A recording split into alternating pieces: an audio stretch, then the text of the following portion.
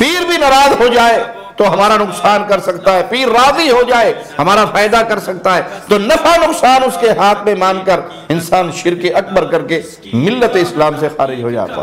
یہ پچھلے دور کے مشرکوں کا حال تھا، اور آج کلمہ پڑھ کر شرک کرنے والوں کا بھی یہی حال۔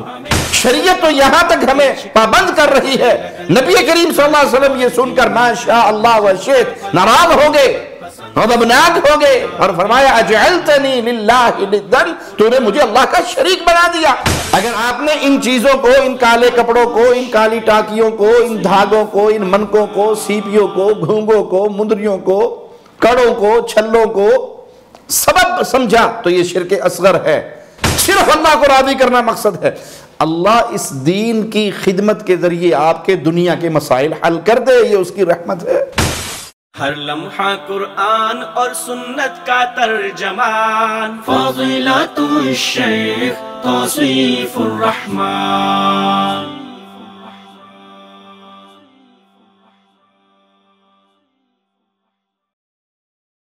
السلام علیکم ورحمۃ اللہ وبرکاتہ۔ ان الحمد للہ نحمده ونستعینه ونستغفره ونعوذ باللہ من شرور انفسنا ومن سیئات اعمالنا، من يهده الله فلا مضل له ومن يضلل فلا هادي له، اشهد ان لا اله الا الله وحده لا شريك له واشهد ان محمدا عبده ورسوله، اما بعد۔ شرک بہت بڑا جرم ہے، اس کو پہچاننا بہت ضروری ہے، اس سے اپنے دامن کو بچانا بہت ضروری ہے۔ شرک دو طرح کا ہے۔ شرک اکبر کا ارتکاب کرنے والا ملت اسلامیہ سے خارج ہو جاتا ہے اور ہمیشہ ہمیش کی جہنم کا ایندھن بن جاتا ہے۔ یہ شرک اکبر کیا ہے؟ عبادت کی اقسام میں سے کوئی بھی قسم غیر اللہ کے لیے انجام دینا شرک اکبر ہے۔ جس طرح اللہ کو پکارنا عبادت ہے۔ اگر کوئی غیر اللہ کو پکارے، اپنے پیر کو، اپنے امام کو، اپنے شیخ کو، اپنے مرشد کو، کسی فرشتے کو، جن کو، کسی رسول کو، اللہ کے علاوہ کسی کو بھی پکارے گا ان معاملات میں جو خالص اللہ کے لیے ہیں، تو یہ غیر اللہ کی پکار، غیر اللہ کی عبادت ہے، شرک اکبر ہے، انسان کو ملت سے خارج کر دیتی ہے۔ اسی طرح نذر و نیاز اور قربانیاں یہ ہمیشہ اللہ کے لیے ہوتی ہیں، یہ عبادت ہے۔ فَصَلِّ لِرَبِّكَ وَانْحَرْ، نماز اللہ کے لیے پڑھو اور قربانی بھی اللہ کے لیے۔ اگر یہ قربانی پیر و فقیر اور حضرت و شیخ کو، کسی جن کو یا کسی مورتی کو راضی کرنے کے لیے اپنے تصور میں جس کی پوجا کی جا رہی ہے اس کو راضی کرنے کے لیے یہ خون بہایا گیا اور اس کے لیے یہ قربانی کی گئی، تو یہ اس کی عبادت ہے۔ کوئی جنات کا تقرب حاصل کرنے کے لیے کہ ہم یہ جانور ذبح کریں گے، جن راضی ہو جائے گا، وہ راضی ہو کر ہماری فلاں فلاں مصیبتیں ٹال دے گا، یا اس بابا جی کی قبر پہ آئیں گے اور اس کو مرغے کی نیاز پیش کریں گے، شاہ جمال ککڑ گھن تے پتر ڈے رتا لال، یہ مرغے کی نیاز تیرے لیے، یہ مرغے کی قربانی تیرے لیے، اس کے بدلے راضی ہو کر تو بیٹا مجھے عطا کر دے۔ یہ کالے بکرے کی نیاز بابا جی کے مزار پہ جا کر دیں گے، بابا راضی ہوگا، مقدمے میں مجھے بری کر دے گا۔ تو یہ قربانی، یہ خون کا بہانا، یہ ذبح کرنا، یہ نذر و نیاز دینا غیر اللہ کے لیے کہ وہ راضی ہو کر مجھے بہت کچھ عطا کر دے گا یا میرے اوپر آنے والی بہت سی مصیبتوں کو ٹال دے گا، یہ شرک اکبر ہے۔ کوئی مردوں کو پکارے، کوئی جنات کو پکارے، یا کوئی ان سے خوف کھائے،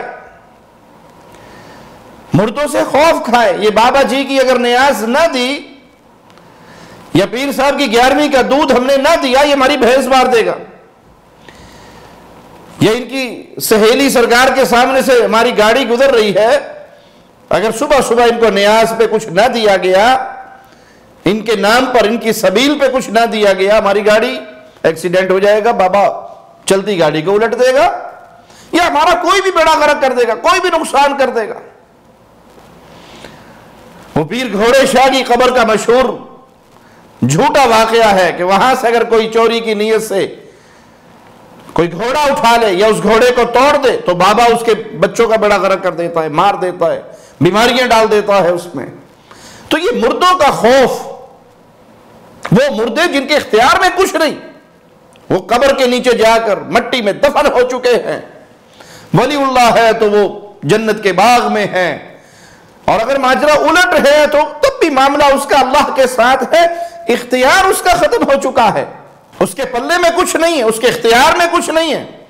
لیکن اگر مردوں کو اس طرح اختیار والا مانا جائے، اگر ہم نے ان کو راضی نہ کیا، اگر ہم نے ان کے نام کی خیرات نہ کی، نظر و نیاز نہ دی، ان کو راضی نہ کیا، ان کی قبر پہ دیا نہ جلایا، چادریں نہ چڑھائی، پھول نہ چڑھائے، ان کے عرس پہ نہ گئے، ہر سال ایک بکرا ان کے نام کی نظر ہم نے نہ پالی اور ان کو نہ حوالے کی، تو بابا ناراض ہو جائے گا، اور بابا ناراض ہو جائے تو بس پھر تو مصیبتیں ہی مصیبتیں ہمارے گھر میں ڈیرا ڈال لیں گی۔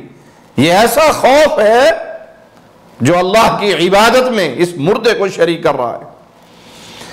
اللہ ناراض ہو جائے تو مصیبتوں کا نزول چاہے وہ بندے پر کر دے، اللہ ناراض ہو جائے انسان کا معاملہ دنیا اور آخرت کا برباد ہو گیا۔ لیکن وہ یہی سمجھے کہ پیر بھی ناراض ہو جائے تو ہمارا نقصان کر سکتا ہے، پیر راضی ہو جائے ہمارا فائدہ کر سکتا ہے، تو نفع نقصان اس کے ہاتھ میں مان کر انسان شرک اکبر کر کے ملت اسلام سے خارج ہو جاتا ہے۔ اسی طرح انسان ایسے معاملات پر جن پر صرف اللہ قادر ہے کسی اور سے امید لگا لے کہ یہ بابا جی کے مزار پہ آئے ہیں، اب یہ رزق کے خزانے کھول دیں گے، داتا نہ دے گا تو پھر کون دے گا، خواجہ نہ دے گا تو پھر کون دے گا، آئے ہیں تیرے در پہ لے کے جائیں گے۔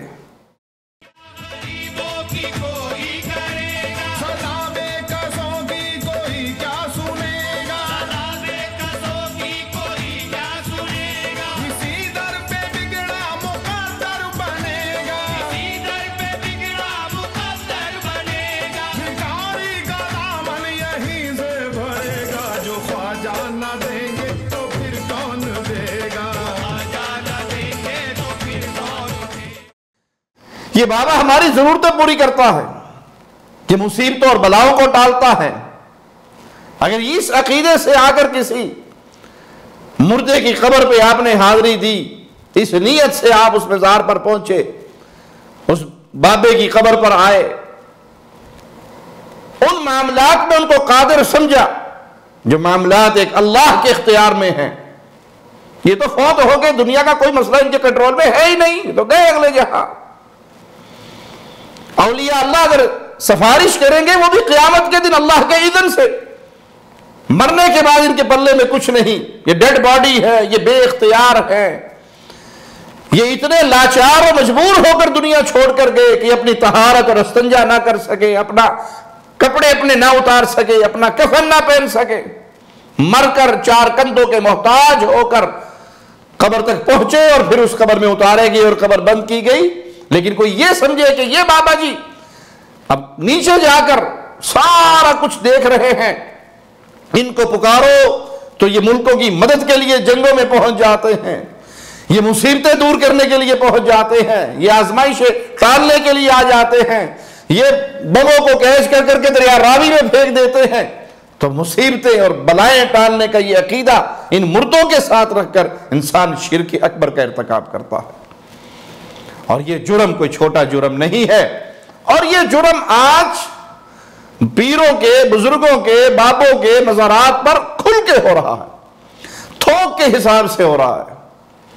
مالک کا فرمان سنیے، وَيَعْبُدُونَ مِن دُونِ اللَّهِ مَا لَا يَضُرُّهُمْ وَلَا يَنْفَعُهُمْ، اور یہ لوگ اللہ کے سوا ایسی چیزوں کی عبادت کرتے ہیں جو نہ انہیں نقصان پہنچا سکتے ہیں نہ نفع پہنچا سکتے ہیں۔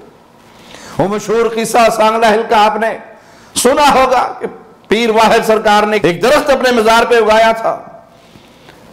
اب قبر پرستوں میں یہ عقیدہ عام پھیلا ہوا ہے کہ پیر اپنے درخت کو جو زمین پہ اندھیری کی وجہ سے گر گیا، کسی کو اٹھانے نہیں دیتا، کرین والے آئے تو ان کی کرینوں کے انجن فیل ہو گئے، کسی کی گاڑیاں خراب، کوئی کاٹ نہیں سکا۔ یہ شیطان ان کے لیے مزین کرتا ہے اس طرح کے قصے اور کہانی اور جھوٹ۔ اور جب چیلنج کیا اہل ایمان کو تو اہل توحید پہنچے اور اس درخت کے ٹکڑے ٹکڑے کر کے اٹھا کر لے گئے، نہ بابا کچھ کر سکا نہ کوئی اور کچھ کر سکا، کیونکہ ان کے اختیار میں کچھ ہے ہی نہیں، وہ کرے کیا؟ جب انسان کے عقیدے میں خرابی ہو تو شیطان پھر ان کو ڈراتا ہے، دھمکاتا ہے، اور جب اہل ایمان آتے ہیں تو شیاطین بھی بھاگ جاتے ہیں۔ یہ ان کی پوجا کرتے ہیں جو کسی نقصان کے ان کے حوالے سے مالک نہیں اور نہ ہی ان کے کسی نفع کے مالک ہے۔ وَيَقُولُونَ هَؤُلَاءِ شُفَعَاؤُنَا عِندَ اللَّهِ، اور کہتے کیا ہے؟ یہ اللہ کے پاس ہمارے سفارشی ہیں۔ یہ پچھلے دور کے مشرکوں کا حال تھا اور آج کلمہ پڑھ کر شرک کرنے والوں کا بھی یہی حال ہے۔ شرک کی دوسری قسم شرک اصغر ہے۔ شرک اصغر، اس کا ارتکاب کرنے والا ملت سے خارج نہیں ہوتا، ہاں اس کی توحید میں کمی ہوتی ہے، اور شرک اصغر شرک اکبر کا ذریعہ ہوتا ہے۔ شرک اصغر کی بھی پھر آگے دو قسمیں ہیں۔ شرک ظاہر، یعنی وہ شرک جو زبان اور اعضاء و جوارح پر ظاہر ہو، اس سے مراد شرکی الفاظ اور افعال ہیں۔ شرکی الفاظ کی مثال اپنے سامنے رکھیں، کوئی غیر اللہ کی قسم اٹھائے، حاجن کے دوپٹے کی قسم، اپنے بچوں کے سروں کی قسم، فلاں کی زندگی کی قسم، باپ کی قسم، دادا کی قسم، تیری قسم، بیوی کی قسم، یہ غیر اللہ کی قسم کھانا شرک اصغر ہے۔ رسول اللہ صلی اللہ علیہ وسلم نے فرمایا من حلف بغیر اللہ فقد کفر او اشرک، جس نے غیر اللہ کی قسم اٹھائی، اللہ کے علاوہ کسی اور کے نام کا حلف اٹھایا، اس نے کفر کیا۔ یا آپ صلی اللہ علیہ وسلم نے فرمایا کہ اس نے شرک کیا۔ اسی طرح کی اور مثالیں، ما شاء اللہ و شئت، ایک صحابی نے کہا نبی کریم صلی اللہ علیہ وسلم کو ما شاء اللہ و شئت، جو اللہ چاہے اور جو آپ چاہیں، ما شاء اللہ جو اللہ چاہے، و شئت جو آپ چاہے۔ نبی کریم صلی اللہ علیہ وسلم کو مشیت میں اللہ کا شریک بنا دیا۔ اللہ کے پیارے نبی صلی اللہ علیہ وسلم نے کیا فرمایا؟ اجعلتنی للہ ندا، تو نے مجھے اللہ کا شریک بنا دیا۔ مشیت میں بھی اللہ کا کوئی شریک نہیں۔ یوں نہ کہیں ما شاء اللہ و شئت، جو اللہ چاہے اور آپ چاہیں، بلکہ یوں کہو ما شاء اللہ وحدہ، جو صرف اللہ چاہے۔ جو اللہ چاہے وہ ہوتا ہے، جو اللہ نہ چاہے وہ ہو ہی نہیں سکتا۔ اللہ نے نہیں چاہا ابو طالب نے کلمہ نہیں پڑھا، اللہ نے نہیں چاہا نبی کریم صلی اللہ علیہ وسلم کا چچا ابو لہب محروم رہا، اللہ نے چاہا بلال کلمہ پڑھ کے آپ کے پیاروں میں شامل ہو گئے، صہیب کلمہ پڑھ کے آپ کے پیاروں میں شامل ہو گئے، سلمان شامل ہو گئے۔ مشیت صرف اللہ کی ہے، اللہ جو چاہے وہ ہوتا ہے۔ اللہ نے نہیں چاہا کہ رسول اللہ صلی اللہ علیہ وسلم کے بیٹے حیات رہیں دنیا کے اندر، وہ بچپن میں ہی فوت ہو گئے، کوئی اللہ کی مشیت میں رکاوٹ نہیں بن سکا، کوئی شریک نہیں ہو سکا اس میں۔ ما شاء اللہ وحدہ، یہ کہ جو تنہا اللہ چاہے صرف وہی ہوا کرتا ہے۔ یہ بعض لوگ یہ بھی کہہ دیتے ہیں لولا اللہ و فلان، اگر اللہ نہ ہوتا اور فلاں شخص نہ ہوتا۔ صحیح بات کیا ہے اور صحیح طریقہ کیا ہے؟ یہ کہا جائے ما شاء اللہ ثم شاء فلان، لولا اللہ ثم فلان، اگر اللہ چاہے اور پھر فلاں چاہے، ثم کہہ کر اس کی مشیت کو اللہ کی مشیت کے تابع کر دو۔ لولا اللہ ثم فلان، اگر اللہ نہ ہوتا اور پھر فلاں نہ ہوتا، اس فلاں کو اللہ کے ارادے کے تحت کر دو، واو لگا کر اس کو شریک نہ بناؤ، بلکہ ثم لگا کر اس کو اللہ کے ارادے، اللہ کی مشیت کے تحت کرو کہ وہ اللہ کی مشیت کے تابع ہے۔ جیسے اللہ مالک خود بھی فرماتا ہے وَمَا تَشَاءُونَ إِلَّا أَن يَشَاءَ اللَّهُ رَبُّ الْعَالَمِينَ، اور تم بغیر پروردگار عالم کے چاہے کچھ نہیں چاہ سکتے۔ اصل مشیت اللہ کی ہے، اللہ کی مشیت کے تحت کسی کی مشیت کو ذکر کیا جا سکتا ہے، لیکن یہ نہیں کہہ سکتے جو اللہ چاہے اور فلاں چاہے. آپ دیکھ لیں بسوں کے اوپر کثرت سے آپ کو یہ نعرے لکھے ہوئے مل جائیں گے, اللہ نبی وارث, اللہ نبی کی مرضی. بلکہ اب تو معاملہ اس سے آگے بڑھ گیا ہے. اب تو شرک کر کر کے قوم ایسے برباد ہو گئی ہے. یہ مشرکین مکہ کا حال تھا. آج کے دور کا مشرک تو ان سے چند قدم آگے ہے. وہ کیا کہتا ہے, جو قسمت میں نہیں وہ حسین سے مانگ لو, جو قسمت میں نہیں وہ بابا جی سے مانگ لو, پیر جی سے مانگ لو, جو قسمت میں نہیں وہ زہرا سے مانگ لو. یہ قسمت کی تقدیر کس نے لکھی ہے؟ اللہ نے. اللہ نے تمہارے نصیب میں نہیں لکھی. حسین سے مانگ لو, حسین تمہیں دے دیں گے. فاطمہ الزہرا سے مانگ لو رضی اللہ تعالی عنہا, وہ تمہیں دے دیں گی. تو کیا یہ شرک کے اندر مشرکین مکہ کو مات دینا نہیں ہے؟ یہ ان سے بڑھ جانا نہیں ہے؟ شریعت تو یہاں تک ہمیں پابند کر رہی ہے. نبی کریم صلی اللہ علیہ وسلم یہ سن کر ما شاء اللہ و شئت ناراض ہو گئے, غضبناک ہو گئے, اور فرمایا اجعلتنی للہ ندا, تو نے مجھے اللہ کا شریک بنا دیا. قل ما شاء اللہ وحدہ, یہ نہ کہہ بلکہ یہ کہہ جو تنہا اللہ چاہے وہ ہوتا ہے, جو اللہ نہ چاہے وہ نہیں ہوتا. اور آج یہ کہتے ہیں جو اللہ نہیں چاہ رہا, اللہ نے تیرے نصیب میں نہیں لکھا, تو وہ حسین سے مانگ لو رضی اللہ عنہ وارضا, یا زہرا سے مانگ لو سلام اللہ علیہا, یا نبی کریم صلی اللہ علیہ وسلم سے مانگ لو, یا کسی اور پیر بابا سے مانگ لو, وہاں سے مل جائے گا. انا للہ و انا الیہ راجعون. اور شرکی اقوال میں سے جیسے انسان یہ کہہ دیتا ہے ما لی الا اللہ وانت, میرے لیے اللہ اور تمہارے سوا کوئی نہیں ہے, تو آپ نے اس شخص کو اللہ کا شریک بنایا. اور بعض دفعہ یہ جملہ کہہ دیتے ہیں وَهَذَا مِن بَرَكَاتِ اللَّهِ وَبَرَكَاتِكِ, یہ اللہ کی برکتوں اور تمہاری برکتوں کے تو فعل ہے. اور کہہ کر اس کو بھی آپ نے اس کا شریک بنا دیا, مالک کا, خالق کا, حالانکہ اس کا کوئی شریک نہیں. جب یہ کہنا ہو مَا لِي إِلَّا اللَّهِ, میرے لیے تو اللہ کے علاوہ کوئی نہیں, ثُمَّ أَنْتَ, پھر آپ, اللہ چاہے گا پھر آپ چاہو گے, اللہ نہیں چاہے گا تو آپ بھی کچھ نہیں کر سکتے. اللہ چاہے گا وہ آپ کے دل میں میرے بارے میں کوئی نرم جذبات پیدا کر دے گا, آپ میرا خیال رکھو گے, مجھے کچھ دے دو گے. اور اگر اللہ نہیں چاہے گا تو دل تو اللہ کی انگلیوں کے درمیان ہے, پھر آپ کو بھی توفیق نہیں ملے گی میرے ساتھ کچھ نرمی کرنے کی. اسی طرح شرکی افعال کی مثال, جیسے مصیبت سے نجات حاصل کرنے کے لیے, بلاؤں کو ٹالنے کے لیے کوئی ہاتھوں میں کڑا پہن لیتا ہے, کوئی دھاگا باندھ لیتا ہے, نظر بد وغیرہ کو ٹالنے کے لیے کوئی تعویذ دھاگا, کوئی منکے, کوئی سیپییں, کوئی گھونگے, کوئی پیتل کے کڑے, کوئی بابوں کے چھلے, کوئی بابوں کی قبروں کی انگوٹھیاں, مندریاں, یہ پہنتے ہیں.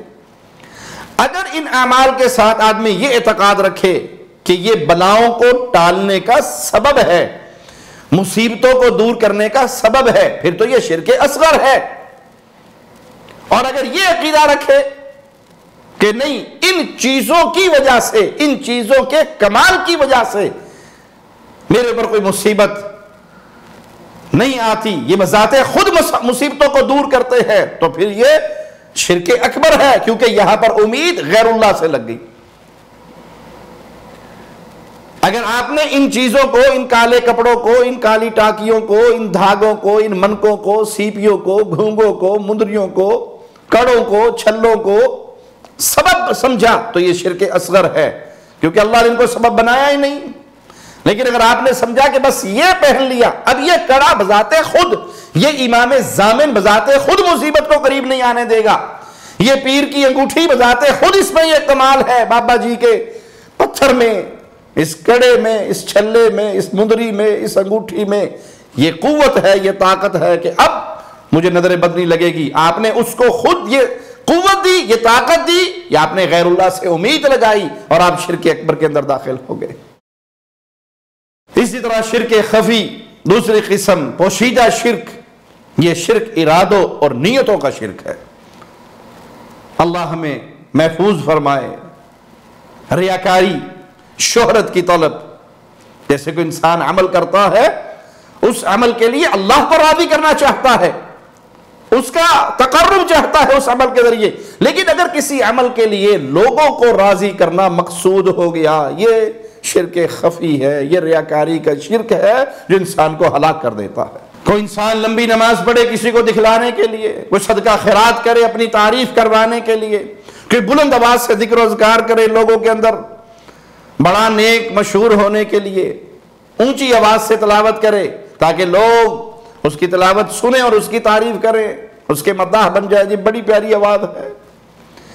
ریاکاری جب کسی عمل میں داخل ہو جاتی ہے اس عمل کو باطل کر دیتی ہے. مالک کا فرمان سنیے، فَمَنْ كَانَ يَرْجُو لِقَاءَ رَبِّهِ فَلْيَعْمَلْ عَمَلًا صَالِحًا وَلَا يُشْرِكْ بِعِبَادَةِ رَبِّهِ أَحَدًا. تو جسے بھی اپنے پروردگار سے ملنے کی آرزو ہو تو اسے کیا چاہیے؟ فَلْيَعْمَلْ عَمَلًا صَالِحًا، اسے چاہیے وہ نیک عمل کرے. وَلَا يُشْرِكْ بِعِبَادَةِ رَبِّهِ أَحَدًا، اپنے رب کی عبادت میں کسی اور کو شریک نہ ٹھہرائے. نبی کریم صلی اللہ علیہ وسلم کا فرمان بڑا قابل غور، مسند احمد کے اندر یہ روایت ہے، اخوف ما اخاف علیکم الشرک الاصغر، تمہارے متعلق سب سے زیادہ جو مجھے خوف ہے وہ شرک اصغر کا ہے. قالوا یا رسول اللہ صلی اللہ علیہ وسلم وما الشرک الاصغر؟ قال الرياء.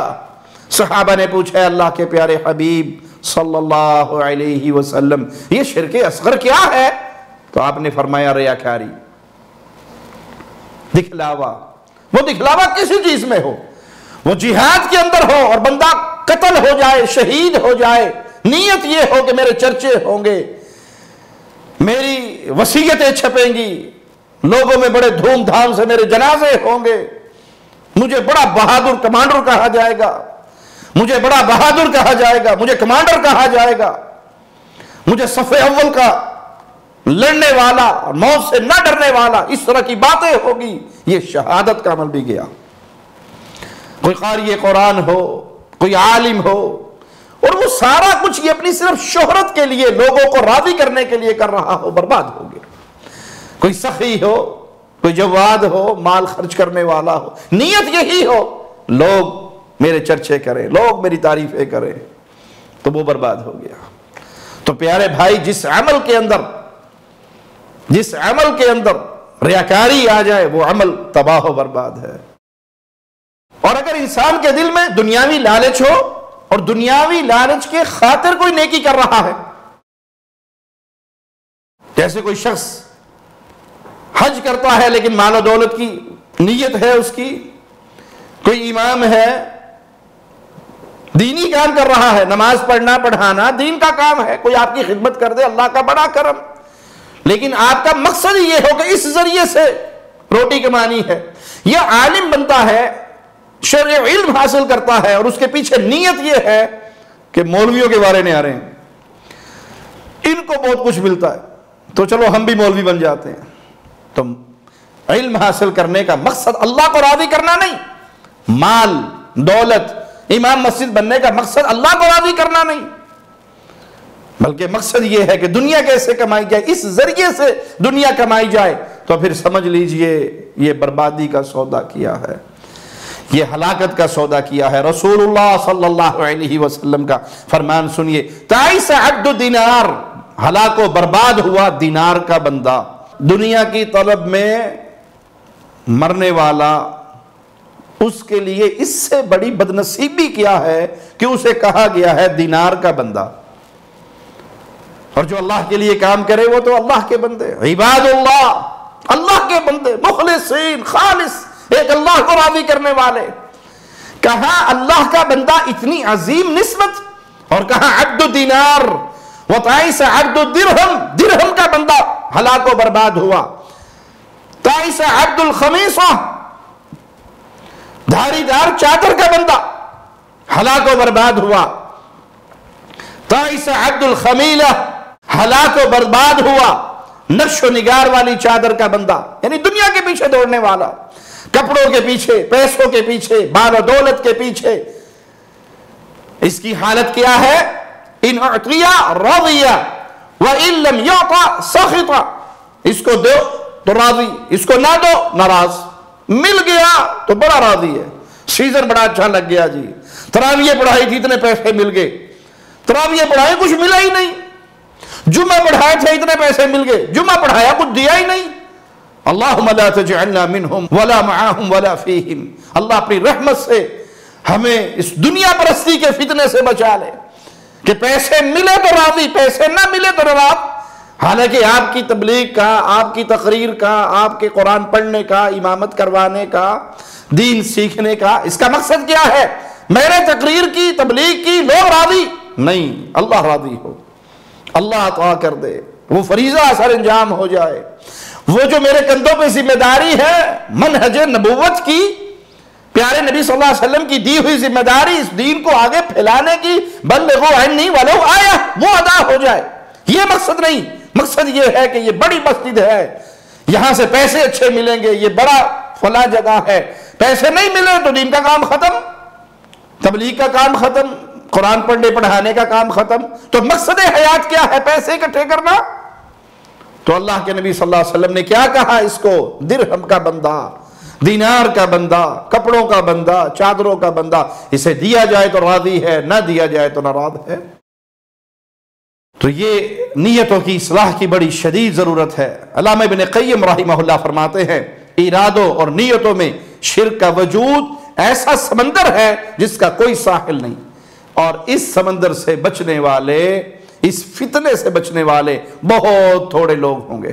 جس نے اپنا عمل خالص اللہ کی خوشنودی کے لیے کیا تو کامیاب ہو گیا، اور جس نے اللہ کی خوشنودی کے ساتھ کسی اور چیز کا ارادہ کیا کہ اللہ کا تقرب حاصل کرے اور اپنے عمل کی جزا طلب کرنے کے علاوہ کسی اور چیز کی نیت بھی ہو اس کے دل میں، تو اس نے نیت میں، ارادے میں شرک کیا۔